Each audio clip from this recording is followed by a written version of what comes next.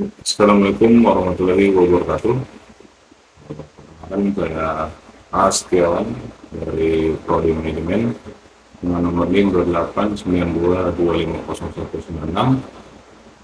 Pada kesempatan kali ini saya akan mempresentasikan tentang tugas mata kuliah pengetahuan manajemen terkait materi presentasi, yaitu yang diberi judul pengorganisasian. Untuk selanjutnya mohon disimak.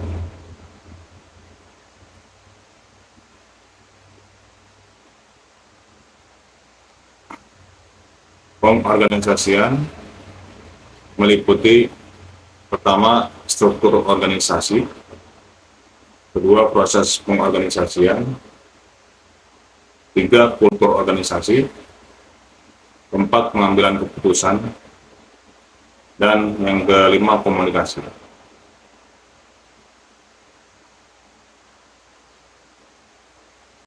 Struktur organisasi adalah susunan atau tata letak dari berbagai komponen dalam suatu organisasi seperti departemen, posisi, tanggung jawab, dan hubungan antar posisi.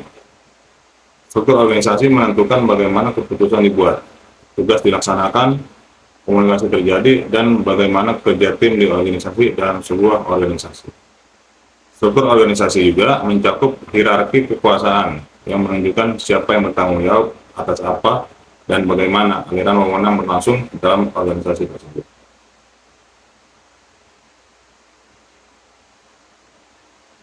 Dalam membangun struktur organisasi, terdapat beberapa jenis struktur organisasi yang umum digunakan, seperti struktur organisasi fungsional, struktur organisasi matriks, struktur organisasi divisi, dan struktur organisasi berdasarkan produk atau proyek.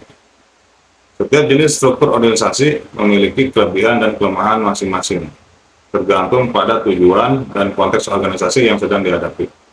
Oleh karena itu, penting bagi organisasi untuk memilih struktur organisasi yang sesuai dengan tujuan dan visi mereka, serta dapat mendukung kinerja organisasi secara efektif.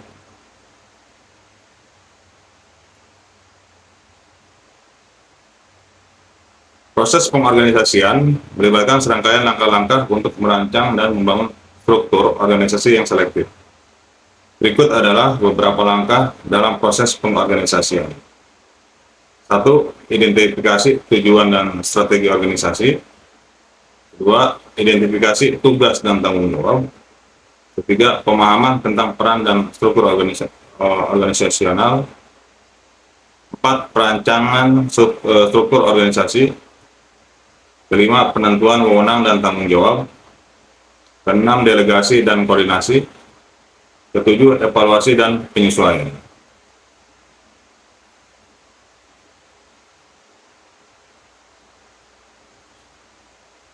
Kultur organisasi. Kultur organisasi merujuk pada nilai-nilai, norma, keyakinan, tradisi, dan perilaku yang berkembang dalam suatu organisasi. Hal ini mencakup cara orang berinteraksi, berkomunikasi, dan bekerjasama dalam lingkungan kerja. Kultur organisasi dapat memiliki pengaruh yang kuat terhadap motivasi, kinerja, kepuasan, dan kesuksesan organisasi secara keseluruhan. Berikut adalah beberapa elemen yang terkait dengan kultur organisasi. Pertama, nilai-nilai. Nilai-nilai adalah prinsip-prinsip yang dianggap penting dan dianut oleh organisasi. Nilai-nilai ini membentuk dasar pemikiran dan perilaku yang diharapkan dari anggota organisasi. Contohnya, beberapa nilai yang mungkin diutamakan adalah kejujuran, inovasi, kerjasama, atau pelayanan pelanggan yang baik. Kedua, norma-norma. Norma-norma adalah aturan dan harapan yang mengatur perilaku anggota organisasi. Norma-norma ini dapat meliputi etika kerja, standar kesopanan, atau cara berkomunikasi yang diterima dalam organisasi. Mereka membentuk budaya organisasi yang konsisten. Yang ketiga, komunikasi nonverbal. Komunikasi nonverbal melibatkan penggunaan bahasa tubuh, ekspresi wajah, kontak mata, gerakan tangan, dan intonasi suara yang menyampaikan pesan. Komunikasi nonverbal dapat memberikan informasi tambahan tentang emosi, sikap, atau keyakinan yang tidak selalu diungkap melalui kata-kata. Keempat, komunikasi formal dan informal. Komunikasi formal terjadi dalam kerangka struktur organisasi yang ditentukan, seperti komunikasi yang terjadi melalui rantai komando atau jalur resmi dalam organisasi. Di sisi lain, komunikasi informal melibatkan pertukaran informasi yang lebih santai, seringkali melintasi batas departemen atau hierarki, seperti obrolan di ruang makan atau percakapan di lorong. Komunikasi informal dapat memperkuat hubungan antar anggota organisasi. Kelima, komunikasi vertikal dan horizontal. Komunikasi vertikal terjadi antara tingkatan manajemen yang berbeda, misalnya dari manajemen tingkat atas ke bawahan atau sebaliknya. Sementara itu, komunikasi horizontal terjadi antara anggota tim atau departemen yang setara dalam struktur organisasi. Komunikasi vertikal dan horizontal keduanya penting untuk koordinasi dan kerjasama yang efektif di dalam organisasi. Keenam, komunikasi antar budaya. Komunikasi dalam organisasi sering melibatkan interaksi antara individu dengan latar belakang budaya, nilai, dan norma yang berbeda. Memahami perbedaan budaya dan mengadopsi pendekatan yang sensitif terhadap keberagaman dapat membantu dalam menciptakan komunikasi yang efektif dan menghindari kesalahpahaman atau konflik. Selanjutnya, organisasi dibagi menjadi dua kategori, yaitu organisasi formal dan organisasi informal. Organisasi formal adalah struktur yang telah ditetapkan secara resmi dan terdiri dari hierarki, peran, tanggung jawab, dan prosedur yang terdefinisi dengan jelas. Organisasi formal biasanya terlihat dalam struktur organisasi yang terdokumentasi, seperti bagian organisasi yang menunjukkan tingkatan manajemen dan hubungan antara departemen atau unit kerja. Komunikasi dalam organisasi formal sering mengikuti jalur resmi atau rantai komando. Selanjutnya, organisasi informal. Organisasi informal merujuk pada hubungan sosial dan jaringan yang terbentuk secara alami di antara anggota organisasi, tanpa adanya struktur formal atau ditentukan oleh peraturan tertulis. Organisasi informal seringkali berkembang berdasarkan hubungan personal, minat bersama, atau kebutuhan sosial di tempat kerja.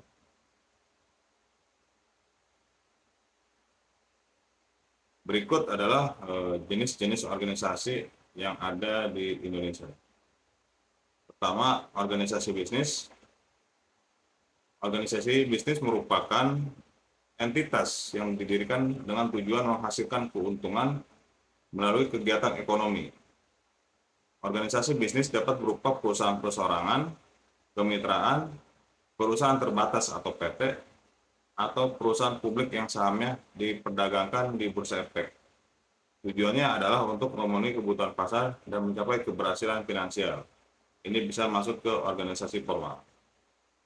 Selanjutnya adalah organisasi nirlaba, yaitu organisasi nirlaba atau non-profit didirikan dengan tujuan sosial, kemanusiaan, atau pelayanan publik. Organisasi nirlaba tidak menghasilkan keuntungan untuk pemiliknya, tetapi fokus pada misi dan atau tujuan yang lebih luas. Contohnya, organisasi nirlaba termasuk yayasan, lembaga amal, organisasi sosial, dan lembaga pendidikan.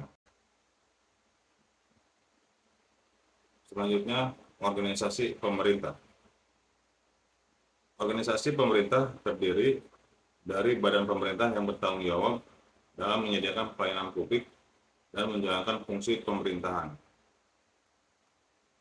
Organisasi pemerintah meliputi kementerian, lembaga pemerintahan daerah, departemen, dan badan-badan pemerintah lainnya. Tujuannya adalah untuk memenuhi kebutuhan masyarakat, menjalankan kebijakan publik, dan menjaga ketertiban dan keamanan. Organisasi internasional.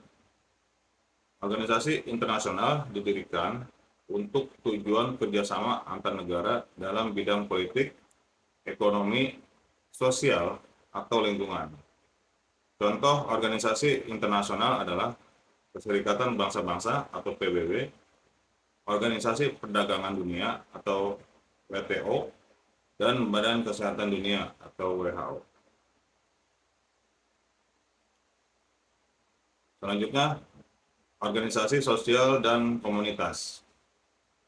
Organisasi sosial dan komunitas berfokus pada pelayanan kepada masyarakat atau kelompok tertentu. Mereka berusaha meningkatkan kualitas hidup, mengadvokasi kepentingan masyarakat, dan memberikan bantuan dalam berbagai bidang seperti pendidikan, lingkungan, kesehatan, dan keadilan sosial. Selanjutnya ada organisasi profesional. Organisasi profesional adalah asosiasi yang menghimpun individu atau anggota dari suatu profesi atau bidang pekerjaan tertentu. Mereka bertujuan untuk meningkatkan standar profesi, memberi pelatihan dan pengembangan, serta mewakili kepentingan anggotanya. Contoh organisasi profesional termasuk perkumpulan dokter, luar insinyur, atau akuntan.